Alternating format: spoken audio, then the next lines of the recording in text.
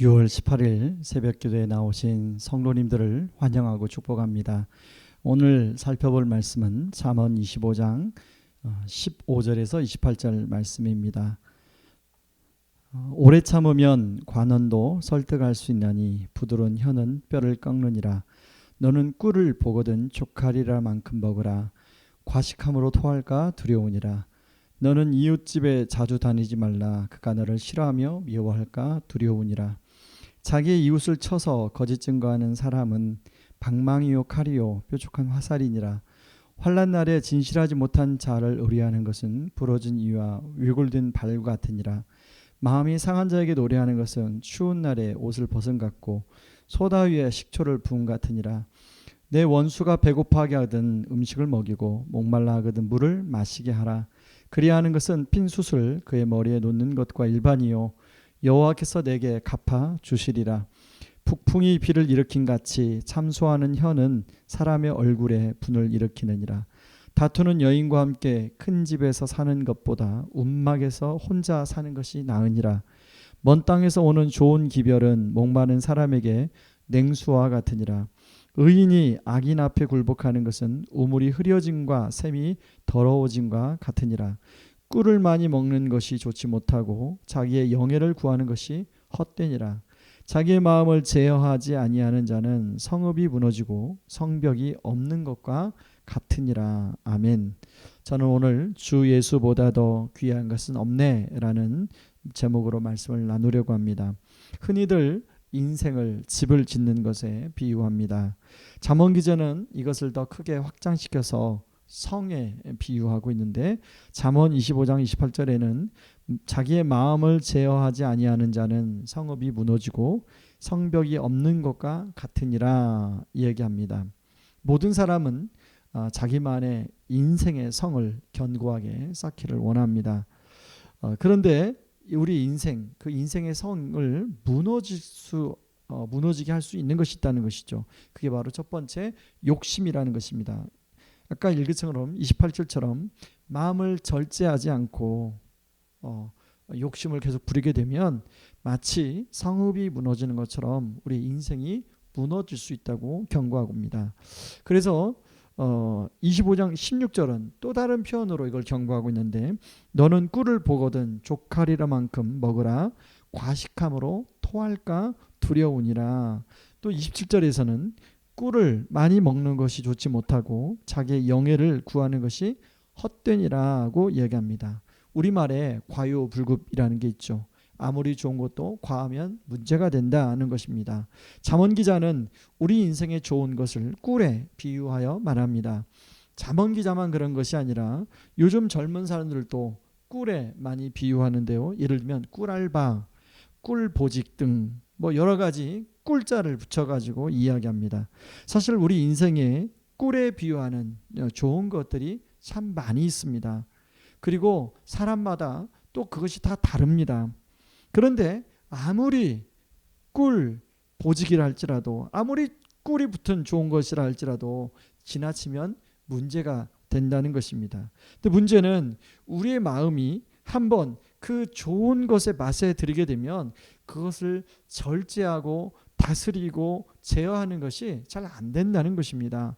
그러나 결국 절제하지 못해서 제어를 하지 못해서 오늘 잠언 말씀처럼 인생 성이 무너지듯 바로 인생이 무너질 수 있음을 보여줍니다. 또 하나는 인생을 무너뜨리는 것이 사람과의 관계인데요. 여러분, 사람은 기본적으로 사람들과 잘 지내고 싶어 합니다. 그러나 그것이 뜻대로 잘 될 수도 있지만 원하는 대로 잘 안 되는 경우가 있죠. 이유와 상황은 다 다르기 때문에 어떻게 다 거론할 수 없습니다. 그러다 보면 관계에 어려움이 생기게 되는데 상대방에게 큰 상처를 주기도 하고 내가 상처를 받기도 합니다. 그러면 소위 원수 관계가 만들어지죠. 그런데 여러분, 이런 관계가 멀리 있는 사람과 일어나지 않고 아주 가까이 지내던 사람들과 그런 관계가 이루어질 때가 있다는 것입니다. 그러면 본능적으로 어떤 마음이 되냐면 그 원수에게 내가 당한 대로 갚아주고 싶은 마음이 드는 것이 본능입니다. 그리고 실제로 그렇게 하는 사람들이 많이 있죠. 그런데 여러분, 원수를 갚는 일은 속 시원할 수 있는 일이지만 또 다른 안갚음을 당하게 되고 또 관계가 더 많이 꼬이게 됩니다. 그렇게 하면 우리 인생이라는 성에 문제가 생길 수 있다는 것입니다. 그래서 잠언서 25장 21절 22절에서는 이렇게 권면합니다. 내 원수가 배고파하거든 음식을 먹이고 목말라하거든 물을 마시게 하라. 그리하는 것은 핀 숯을 그의 머리에 놓는 것과 일반이요 여호와께서 내게 갚아 주시리라. 사실 말씀이 이렇게 하지만 이렇게 하는 게 얼마나 어렵다는 것을 여러분 잘 아실 것입니다. 이게 답이란 걸 아는데 잘 안 되는 것입니다. 그래서 사람들을 생각하면 괘씸하고 또 감정적으로 뭔가 하고 싶은 그런 마음이 들죠. 사실 이 두 가지 욕심과 또 감정적인 이 반응은 자칫하면 인생이란 성을 허물어뜨릴 수 있는 요소라는 것입니다. 그렇다면 우리의 인생의 성을 잘 지키면서도 이것을 잘 해결하기 위해서는 어떻게 해야 되는 것일까요? 여러분, 우리 마음을 잘 보면 우리 마음은 늘 좋은 것을 추구하게 돼 있습니다. 한번 좋은 걸 맛보면 멈출 수가 없는데요. 그걸 멈출 수 있게 해주는 것은 더 좋은 것을 경험하면 그것을 멈추게 됩니다. 여러분, 히브리서 7장 19절에는 이렇게 말합니다. 율법은 아무것도 온전하게 못할지라 이에 더 좋은 소망이 생기니 이것으로 우리가 하나님께 가까이 가느니라. 더 좋은 소망, 바로 예수 그리스도를 말합니다. 히브리서 7장 22절에는 예수는 더 좋은 언약의 보증이 되셨다고 말합니다. 여러분, 예수님은 우리가 추구하는 세상의 좋은 것 중에 가장 좋은 분이십니다. 왜냐하면 그분은 그 좋은 모든 것을 만드시고 관할하시는 바로 하나님이시기 때문에 그렇습니다. 그 하나님이 육신으로 오신 분이 바로 예수님이십니다. 그 예수님이 우리를 사랑해서 더 좋은 것, 구원과 풍성한 삶을 주시기 위해서 우리에게 오신 것입니다. 사실 꿀로 표현되는 이 세상의 온갖 좋은 것들은 예수님의 그림자에 불과하다는 것이죠. 다른 꿀들은 과하면 그것으로 인해 문제가 생기지만 더 좋은 예수님은 더 좋아할수록 우리에게 정말 원하는 은혜와 평강을 허락해 주신다는 것입니다. 사실 원수 사랑 우리의 인격으로는 불가능합니다. 그런데 어떻게 가능합니까? 바로 그 하나님이 예수님을 통하여 베풀어 주신 용서의 깊이를 깨달을 때 거기서부터 원수들을 용서하고 용납할 수 있는 힘이 생기는 것입니다. 마태복음 18장에 보면 베드로가 예수님께 이렇게 질문합니다. 도대체 원수를 몇 번이나 용서해야 됩니까? 그러자 예수님은 7번씩 70번이라도 용서하라고 말합니다. 아니 70번씩 7번이라도 용서하라고 하죠. 여러분 7번 완전수이기에 계속 용서하라는 것입니다. 끝까지 용서하라는 것이죠. 여러분 이것이 됩니까? 그러면서 예수님이 10,000달란트와 100데나리온 비유를 바로 말씀하십니다. 주인이 10,000달란트를 빚진 자를 용서해 줍니다. 그 사람은 너무 기뻐하죠. 10,000달란트는 지금 돈으로 말하면 약 6조 원의 가량의 가치가 있는 돈입니다. 정말 어마어마한 금액이죠. 그런데 이 사람이 너무 기뻐서 돌아가다가 자신에게 100데나리온을 빚진 사람을 만나게 됩니다. 당장 갚으라고 요청을 하고 갚지 않으니까 옥에 가두어 버립니다. 이 소식을 10,000달란트 빚을 탕감해 준 그 주인이 그것을 듣습니다. 그리고 그 사람을 불러다가 내가 10,000달란트를 탕감해 주었는데 너는 100데나리온의 빚을 진 사람의 빚을 왜 탕감해 주지 않느냐? 그리고 왜 옥에 가두느냐라고 물으면서 그 사람을 옥졸들에게 넘기우는 말씀이 나옵니다. 그러면서 마지막으로 너희도 각각 마음으로부터 형제를 용서할 것을 말씀하십니다.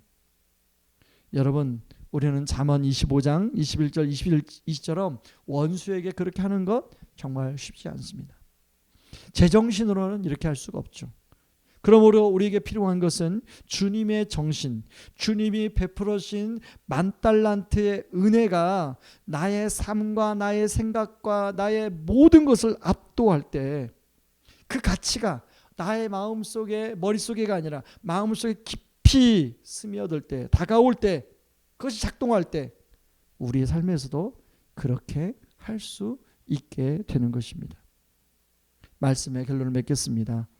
마음을 절제하고 다스리는 것, 원수에게 사랑으로 대하는 것, 이 어떤 것도 하나같이 쉬운 것이 없습니다. 그런데 이것이 가능하기 위해서는 바로 이 좋은 것보다 더 좋은 주님을 바라볼 때 가능하다는 것입니다. 여러분, 찬송가 94장 주 예수보다도 귀한 것은 없네 라는 찬송가가 있습니다. 이 찬송을 작곡한 조시아 분은 목사 아들로 태어나서 이제 뉴욕으로 공부하러 갔습니다. 그러나 대공황을 맞이해서 등록금이 없고 또 학업을 계속할 수 없는 때 이제 방송국에서 우연히 노래 한 곡을 불러서 거기에서 수입이 나와서 이제 공부를 하게 되었습니다. 그때 어머니가 시 한 편을 보내주게 되었는데요. 그 시 한 편을 읽고 이 조시아가 묵상을 합니다. 그러면서 그 손에 쥐어들단 세상의 작고 작은 행복을 바라보면서 뛸 듯이 좋아하는 자신의 모습을 하나님이 시를 묵상하는 가운데 보여주셨다고 합니다. 그러면서 하나님 음성이 이 조시아에게 들렸다고 그래요. 너를 위해 세상에 보낸 독생자 예수 외에는 어떤 만족도 줄 수 없다. 그래서 그는 그렇게 하나님께 고백했다는 겁니다. 그는 예수님만이 나의 행복입니다. 그리고 고백할 뿐 아니라 방송국에 있는 사람들에게 그렇게 말을 했다고 그래요. 그리고 방송국 사람들에게 죄송합니다.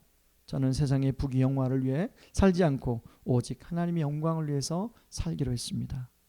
그리고 저에게 주신 재능을 주님만을 위해서 사용하기로 결심했습니다.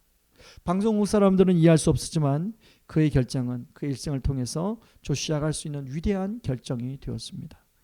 그리고 그때 바로 그 결정을 하고 지은 찬양이 주 예수보다도 귀한 것은 없네 라는 찬송이라는 것입니다. 여러분, 가사 1절 가사를 읽습니다. 주 예수보다도 귀한 것은 없네.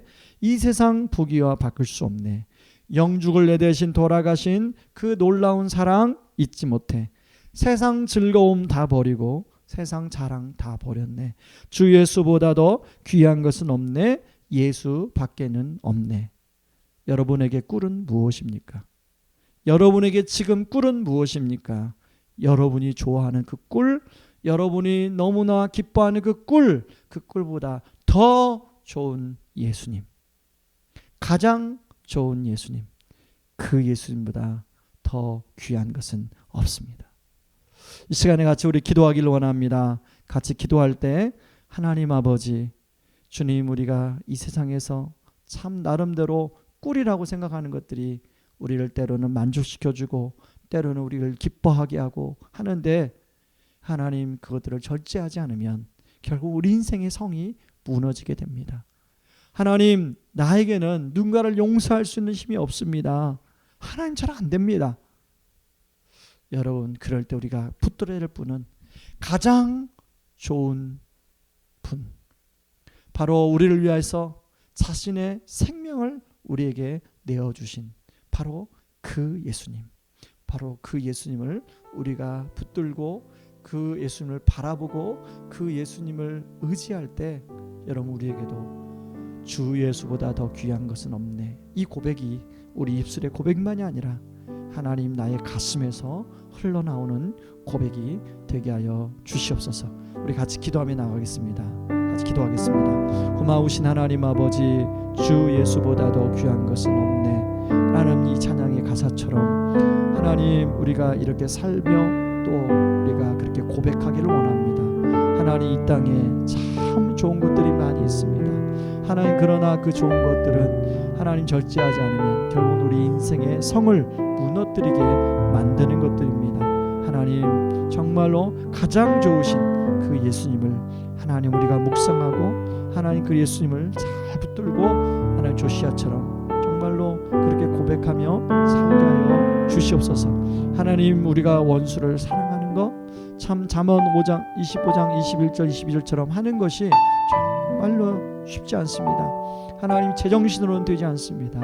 하나님, 우리에게 주님의 그 마음, 10,000달란트를 용서해 주신 그 하나님의 마음, 그 마음과 사랑이 우리 마음 깊은 곳에 와닿아 하나님, 우리도 기꺼이 100데나리온은 빚진 자를 용서해 줄 수 있는 그런 하나님 마음의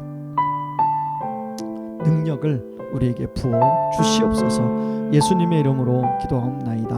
아멘. 우리 계속해서 기도하겠습니다. 여러분, 이번 주일은 선교주일입니다.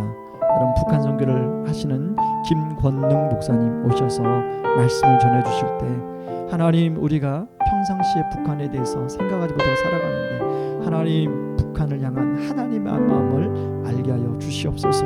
하나님의 마음을 품고 북한 사람들을 바라보게 하여 주시옵소서. 위에서 기도하고 말씀을 전해주시는 김권능 목사님, 하나님 또 귀한 성령의 도구로 사용하여 주시옵소서. 하나님, 또한 우리 주일학교 주일 예배가 있습니다. 하나님, 유치부, 유년부, 초등부, 중고등부, 청년부 하나님 예배, 하나님 또 주일 1부, 2부 예배, 하나님 예배를 준비한 모든 심령들 하나님 정말로 온전히 살아있는 예배로 잘 준비하여 하나님께 올려드리게 하여 주시옵소서. 모든 성도들이 한 온전한 예배자로 예배에 참게 하여 주옵소서. 같이 기도하며 나가겠습니다. 기도하겠습니다. 고마우신 하나님 아버지, 고맙고 감사합니다. 하나님, 이번 주일은 특별히 선교주일로 하나님 북한 선교를 감당하는 김권능 목사님이 오셔서 말씀을 전해주십니다. 김권능 목사님 성령 충만하게 붙들어 주시고 하나님, 목사님 말씀을 통하여 아버지, 우리가 북한을 향한 하나님의 마음을 알게 하여 주시고 하나님 마음 품고 북한을 위해서 기도할 수 있는 저희들 될 수 있도록 도와주시옵소서. 하나님 아버지, 또한 하나님 주일 1부 2부 예배뿐만 아니라 유치부, 유년부, 초등부, 중고등부, 청년부 하나님 예배가 드려집니다. 우리 다음 세대 가운데 함께해 주셔서 아버지, 모든 예배가 잘 준비되어 하나님께 올려드리는 온전한 산 제사가 드려지게 하여 주시옵소서. 감사함이 예수님의 이름으로 기도하옵나이다. 아멘. 여러분, 각자 우리 기도를 가지고 같이 기도하며 나가겠습니다. 기도합니다.